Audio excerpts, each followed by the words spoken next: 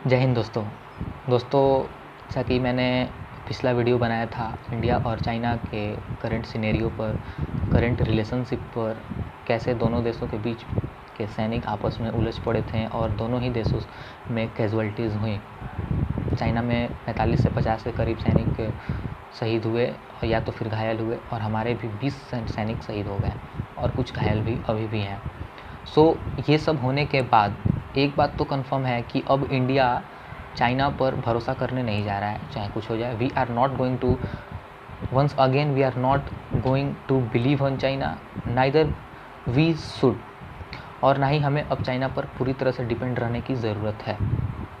China को हमें एक कड़ा संदेश, एक स्ट्रॉन्ग मैसेज सेंड करना होगा, and as a common citizen we can do this only through one thing, and that's the wallet.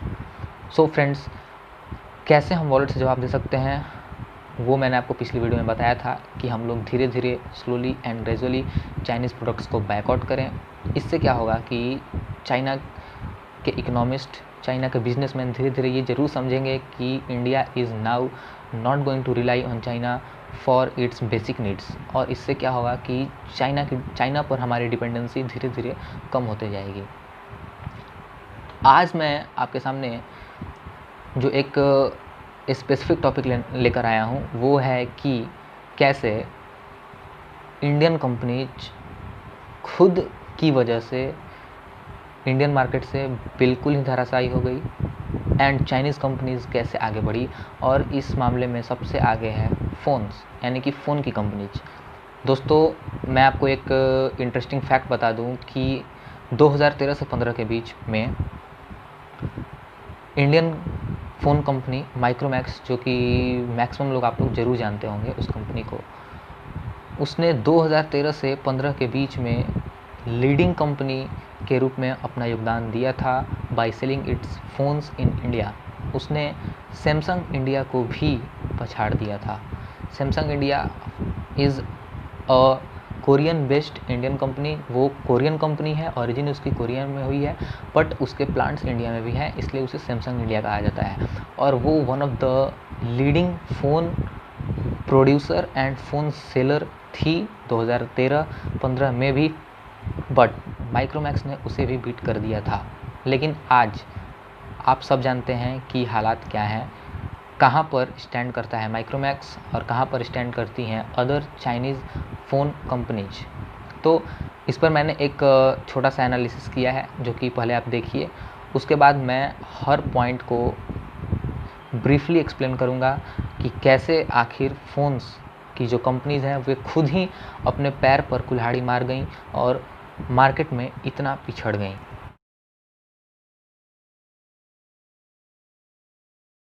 तो फ्रेंड्स, इसमें सबसे पहले आता है lack of phone plants in the country. दोस्तों देखिए, होता क्या है कि फ़ोन्स जो होते हैं, खास करके पॉपुलस कंट्री जैसे कि इंडिया में, चाइना में काफ़ी उनकी हाई डिमांड होती है। मैसिव अमाउंट में फ़ोन सोल्ड किए जाते हैं ऑल ओवर द कंट्री। इसके लिए हर एक फ़ोन कंपनीज को एक अच्छा खासा ट्रेमेंडस अमाउंट खर्च करना पड़ता है अपने प्लांट्स को सेटअप करने में। 2013 से 15 के बीच में क्या हुआ कि स्मार्टफोन कंपनीज उस वक्त धीरे धीरे ग्रोथ कर रही थी, और स्पेशली 2015 के बाद इंडियन फ़ोन कंपनीज डिक्लाइन करने लगी और चाइनीज़ कंपनी एक पर एक उछाल देखने को मिला उनमें। इसका सबसे बड़ा रीज़न था कि चाइनीज़ कंपनी ने इंडिया में ही लॉट्स ऑफ प्लांट्स लगाए, जिसके कारण कि वे millions and millions of phones एक साथ मैन्युफैक्चर करने लगी, और इससे क्या हुआ कि उनकी अमाउंट एक पर एक मार्केट में बढ़ गई। वहीं इसका सीधा अपोजिट इंडियन फ़ोन्स ने क्या किया कि कोई भी नया प्लांट्स नहीं लगाया। इसका कहने का मतलब ये है कि एज़ रिक्वायर्ड उन्होंने, एज़ फॉर से कि हमें 1000 प्लांट्स की ज़रूरत है तो उन्होंने सिर्फ 100 प्लांट्स इस्टेब्लिश किए। इससे क्या हुआ कि धीरे धीरे हमारे फ़ोन्स के अमाउंट कम होते गए। इस कारण से वे मार्केट में अब अपने रुतबा को धीरे धीरे खोने लगी, और इससे क्या हुआ कि चाइनीज़ फ़ोन्स को सीधा सिर्फ़ और सिर्फ मुनाफा हुआ। तो ये था पहला रीज़न कि हमने प्लांट्स इस्टेब्लिश नहीं की है। दूसरा रीज़न है जो कि आपको पता होगा कि करंट इंडियन गवर्नमेंट ने make in India scheme launch किया था। जी हाँ दोस्तों, ये मेक इन इंडिया काफ़ी इम्पोर्टेंट स्कीम था। हम लोग इसे अच्छे से समझ नहीं पाए। एक्चुअली चाइनीज़ कंपनीज़ ने मेक इन इंडिया का बहुत ही अच्छा इस्तेमाल किया और उन्होंने अब क्या किया कि जो भी चाइनीज़ प्लांट्स या फिर चाइनीज़ प्रोडक्ट्स जो कि चाइना में बन करके इंडिया में सेल होने के लिए आते थे, अब आने बंद हो गए। उन्होंने क्या किया कि उन्होंने हर चीज़ इंडिया में ही मैन्युफैक्चर करना शुरू कर दिया। एज फॉर से एग्ज़ाम्पल कि शाओमी, जैसा कि आप जानते हैं कि एक चाइनीज़ कंपनी है। पहले शाओमी के फ़ोन्स चाइना में ही बनते थे और चाइना से ही इंडिया में आते थे, लेकिन अब शाओमी के जो भी फ़ोन्स इंडिया में बिकते हैं वो मैक्सिमम फ़ोन्स इंडिया में ही बनते हैं। इसका रीज़न ये है कि शाओमी ने अपना प्लांट इस्टेब्लिश कर लिया इंडिया में ही, और इससे क्या हुआ, और ये सिर्फ़ और सिर्फ पॉसिबल हो पाया मेक इन इंडिया की वजह से, क्योंकि हमारी गवर्नमेंट ने मेक इन इंडिया स्कीम को काफ़ी हद तक इंडियन कंपनीज़ के लिए इस्टेब्लिश किया था, बट चाइनीज़ कंपनी ने इसका सही इस्तेमाल किया और हम यहीं पर पिछड़ गए। इस कारण से क्या हुआ कि चाइनीज़ कंपनीज़ प्लांट्स को इंडिया में ही इस्टेब्लिश कर ली, और इससे क्या हुआ कि काफ़ी टैक्सेस कम हो गए, प्राइस कम हो गई और फ़ोन्स भी अट्रैक्टिव होने लगे। फ़ोन्स अट्रैक्टिव होने का रीज़न मैं आपको आगे बताऊँगा, बट सबसे बड़ा ये फैक्टर एक सामने आया कि फ़ोन्स के दाम बहुत हद तक गिर गए। अब चाइनीज़ फ़ोन जो चाइना से बनकर आते हैं और एक चाइनीज़ फ़ोन जो इंडिया में ही मैन्युफैक्चर हो रहे हैं, वे दोनों के दाम में काफ़ी अंतर आ जाएगा। Manufacturing in India will reduce too much taxes and hence price will go down. ये एक बड़ा रीज़न था।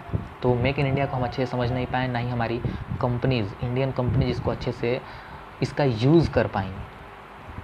अब बात करते हैं थर्ड रीज़न पर, जो कि एक बहुत ही मेजर रोल प्ले किया इंडियन कंपनीज़ के डिक्लिनेशन में। वो था कि इंडियन कंपनीज़ अपना मुनाफा सबसे पहले देखती हैं। एक सर्वे की माने तो इंडियन कंपनीज अपने प्रोडक्ट्स पर, फ़ोन्स के प्रोडक्ट्स पर 30% तक प्रॉफिट कमाने का एम करती थी। इस कारण से क्या हुआ कि उन्होंने खुद के पैसे पर ज़्यादा ध्यान दिया और क्वालिटीज़ पर ज़्यादा ध्यान नहीं दिया उन्होंने। जिस तरह से बाकी सारी कंपनियां, चाइनीज़ कंपनीज़, अमेरिकन कंपनीज़, वे ग्रो कर रही थी, टेक्नोलॉजी के मामले में एडवांस होते जा रही थी, स्मार्टफोन्स के मामले में, वहीं हमारी कंपनीज़ पैसा बनाने में लगी हुई थी। हमारी कंपनीज़ कोई भी इनोवेटिव कदम नहीं उठाए, और इस कारण क्या हुआ कि एज ए कस्टमर्स हमें वे फ़ोन्स पसंद आना बंद हो गए, जो कि ऑब्वियस है, यही होता है, ऑल ओवर दी वर्ल्ड यही होता है। ऐसा होना शुरू हो गया और इस कारण से उनके प्रोडक्शन भी कम होते गए और उनके डिमांड्स एंड सप्लाई भी कम होते चले गए। तो इन्होंने 30% जो कि अपना प्रॉफिट रखा था, ये मैं कहूँगा कि काफ़ी एक गलत एम था इनका, और जो कि इनके लिए काफ़ी ही मीन्स लॉस का कारण बना। वहीं आप चाइनीज़ कंपनीज़ को देखें तो चाइनीज़ फ़ोन्स का एम था ओनली 5% ग्रोथ, वे सिर्फ 5% ग्रोथ पर काम की, और आज देखिए वे मोर देन 30% का प्रॉफिट लेती हैं, क्योंकि वे जानती थी कि पहले अपना फ़ायदा नहीं देखना है, पहले हमें इस्टेब्लिश होना है, वेल इस्टेब्लिश्ड फ़ोन कंपनी को बनाना है इंडिया में। उसके बाद इट इज़ ऑब्वियस दैट कि we will earn then too much, और अब शायद चाइनीज़ कंपनीज़ 30% से काफ़ी अधिक कमाती होंगी। तो एक ये भी रीज़न था, कहाँ चाइनीज़ कंपनी ओनली 5% ग्रोथ देखती थी और वो हम 30% तक प्रॉफिट के पीछे भागते रहे, और इससे हमारा ही नुकसान होता चला गया। And fourth reason is lack in quality. देखिए फ्रेंड्स, कोई भी सिटीज़न हो, वो सबसे पहले अगर पैसा खर्च करता है तो वे क्वालिटी चाहता है। वे चाहते हैं कि हमें, अगर हमने 10 के खर्च किया तो हमें एक बहुत ही अच्छा फ़ोन मिले, और नो डाउट चाइनीज़ फ़ोन्स ने इस चीज़ को फुलफ़िल किया, इस डिमांड को फुलफ़िल किया, बट इंडियन कंपनी ने इस डिमांड को फुलफ़िल नहीं किया। हमने क्या किया कि हमने फ़ोन्स तो बनाते गए, हम फ़ोन बनाते गए, लेकिन वही फ़ोन जो मॉडल 2015 में था, स्मॉल चेंजेस करके 2016 में आ गए, और फर्दर थोड़ा सा स्मॉल चेंज किया 2016 से 17 में आ गए। ऐसा करते करते हम लोग बहुत आगे तक नहीं बढ़ पाए। वहीं चाइनीज़ कंपनी ने नए नए क्वालिटीज़ लाए, उन्होंने अच्छे कैमरेज लाए। इस कारण से क्या हुआ कि उनके प्रोडक्ट्स एक पर एक बहुत ज़्यादा डिमांड में आ गए और वे आगे निकल गए हमसे, क्योंकि उन्होंने उसी दाम में आपको काफ़ी अच्छी क्वालिटी की फ़ोन दी। उनके कैमरे हाई क्वालिटी के होंगे, उनके स्क्रीन्स बड़े होंगे, उनके साउंड क्वालिटी भी ज़्यादा अच्छे होंगे, तो कोई भी पहले प्रेफर करेगा उन्हीं फ़ोन्स को लेना रैदर देन इंडियन कंपनीज को, भले ही वो हमारे अपने देश के हों। तो it was also one of the biggest reasons why Indian phone companies decline from the market. और जो लास्ट रीज़न है यार, मैं अगर बोलूँ तो वो खुद कस्टमर्स, खुद इंडियंस हैं। मैं ये नहीं कहता हूँ कि आपको माइक्रोमैक्स फ़ोन ख़रीदनी चाहिए थी इन स्पाइट कि उनके क्वालिटी अच्छे नहीं हैं, मैं बिल्कुल नहीं कहता हूँ। बट चूँकि हमने डेमोक्रेसी को अपनाया है, हमने खुद की मर्ज़ी से गवर्नमेंट को चूज़ किया है, तो हमें गवर्नमेंट पर ये फोर्स करना चाहिए था, गवर्नमेंट पर हमें ये प्रेशर बनना चाहिए था कि हम क्यों नहीं इंडियन कंपनीज़ को अच्छे क्वालिटीज़ बेचने के लिए मजबूर करें। हम क्यों नहीं गवर्नमेंट पर ये प्रेशर बनाएं कि इंडियन फ़ोन्स के क्वालिटी और भी अच्छे हों, इसकी वजह से ताकि हमारे इंडियन फ़ोन्स दूसरे देशों में भी बिक सकें और हम खुद अपना बनाया हुआ फ़ोन इस्तेमाल कर सकें। लेकिन किसी ने भी इस चीज़ पर ध्यान नहीं दिया, नाइदर द गवर्नमेंट नॉर अस। और यही रीज़न हुआ कि धीरे धीरे वे फेड होती चली गई वही कंपनियां, और आज हमारी आंखों से लगभग ओझल हो चुकी हैं। उनका अस्तित्व तो है बट बहुत ही धुंधला सा। तो बेसिक जो फिफ्थ रीज़न था वो ये था कि हमने कुछ खास नहीं किया, इंडियन कंपनीज़ के ग्रोथ के लिए हमने कुछ खास किया नहीं। हमने जैसे ही देखा कि इनकी क्वालिटी डिग्रेड हो गई, हमने उसे एक्सेप्ट कर लिया और हम फिर शिफ्ट कर गए चाइनीज़ फ़ोन्स की तरफ। और आज इसका कंसिक्वेंस ये हुआ कि चाइनीज़ फ़ोन्स इंडियन मार्केट में इस कदर अपना पाँव जमा चुकी हैं कि लोग रेडमी के फ़ोन्स को कभी कभी बोलते हैं कि ये तो इंडियन फ़ोन है। मतलब उन्हें ये भी डिस्टिंग्विश नहीं हो पाता कि कौन सा फ़ोन चाइनीज़ है, कौन सा फ़ोन इंडियन है। वे रेडमी, Xiaomi के फ़ोन को इंडियन भी मानते हैं। बहुत सारे लोग का मैंने सुना है, वो कहते हैं कि ये चाइनीज़ फ़ोन नहीं है, ये इंडियन फ़ोन है। But they don't know that it's totally Chinese company. Realme, Redmi, ये सब कंपनीज फुल्ली चाइनीज़ हैं, but they invested a lot in our country and hence they grew. और हमने क्या किया कि इंडियन फ़ोन्स अपने क्वालिटी लगातार डिग्रेड करते गए। इस कारण से हमारी डिमांड, हमारे प्रोडक्शंस, हमारे सप्लाई सब कम होते गए और लास्टली फ़ोन्स आज इस कगार पर पहुंच चुकी हैं कि उनका कब एंड हो जाए कोई नहीं जानता। So basically this was the whole analysis of this video. अब मैं लास्टली ये कहना चाहूँगा कि देखो यार, सिचुएशन टेंस्ड है, हम चाइना पर अब डिपेंड नहीं कर सकते और हमें चाइना को संदेश भी देना है, एक कड़ा संदेश। तो सबसे पहले तो हम ये सोचें कि हम अब कैसे चाइनीज़ फ़ोन्स को भी बैकआउट करें। अब तक हमने जो फ़ोन्स ख़रीद चुके हैं सो ख़रीद चुके हैं, अगर वे फ़ोन्स चल रहे हैं तो जब तक चलें उन्हें चलाना है। बट इसके बाद हम क्या करें? मैं ये नहीं कहता हूँ कि आप इंडियन फ़ोन्स पर फिर से शिफ्ट कर जाइए क्योंकि उनकी क्वालिटी ख़राब है तो क्या वे इंडियन है, नहीं। अगर उनकी क्वालिटीज़ अच्छी नहीं है तो we should not rely on them at all. But ऐसा नहीं है कि फ़ोन्स दो ही कैटेगरी की होती हैं, या तो इंडियन या तो चाइनीज़। फ़ोन्स और भी हैं, कोरियन फ़ोन्स हैं, अमेरिकन फ़ोन्स हैं। I know they are somewhat costly है। सैमसंग आपको कुछ कॉस्टली मिलेगी, मोटो के फ़ोन्स कुछ कॉस्टली होंगे, आईफोन तो बहुत ज़्यादा महंगा फ़ोन है। बट अगर हम अफोर्ड कर सकें, अगर हमें 2000 या 3000 अधिक लगे बट हमें चाइनीज़ फ़ोन से छुटकारा मिले, चाइनीज़ प्रोडक्ट से छुटकारा मिले, तो मेरा ये मानना है कि we should shift to those phones, to Korean phones, to American phones and to other countries phones. क्योंकि सबसे हमारा पहला प्रायोरिटी है चाइना को बैकआउट करना। उसके लिए भले ही हमें 2000 अधिक लगाना पड़े, हम कुछ दिन बाद फ़ोन्स ले लेंगे कुछ पैसे और जुटा कर, बट हमें चाइनीज़ फ़ोन्स को बैकआउट करना है, चाइनीज़ फ़ोन्स को नहीं लेना है, ये हमें समझना होगा।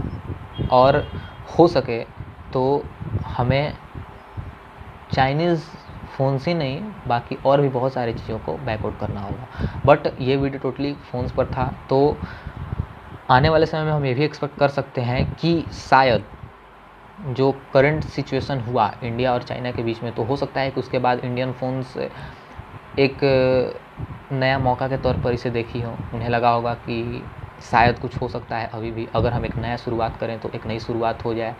अगर हम इस बार अच्छा से इन्वेस्टमेंट करें, हम प्रॉफिट पर ज़्यादा ध्यान ना दे करके क्वालिटी पर ध्यान दें, तो हो सकता है कि इंडियन फ़ोन्स भी आपको 1 से 2 साल में फिर से मार्केट में पूरी तरह से ग्रो करते हुए दिख जाए। So that will be the best thing. But तब तक हमें चाइनीज़ फ़ोन्स के अल्टरनेटिव्स को ढूंढना होगा, और उनके अल्टरनेटिव्स सीधे सीधे अमेरिकन फ़ोन्स हैं एंड कोरियन फ़ोन्स हैं। So this was the end of video. I hope कि आपको पूरा वीडियो का सार समझ में आया होगा, और मैं ये भी आपसे उम्मीद करता हूँ कि आप इस वीडियो को थोड़ा सीरियसली ज़रूर लेंगे, और अगला फ़ोन आप जब भी अगला फ़ोन खरीदेंगे तो वो चाइनीज़ नहीं खरीदेंगे। सो तब तक के लिए अपना ख्याल रखिए। जय हिंद।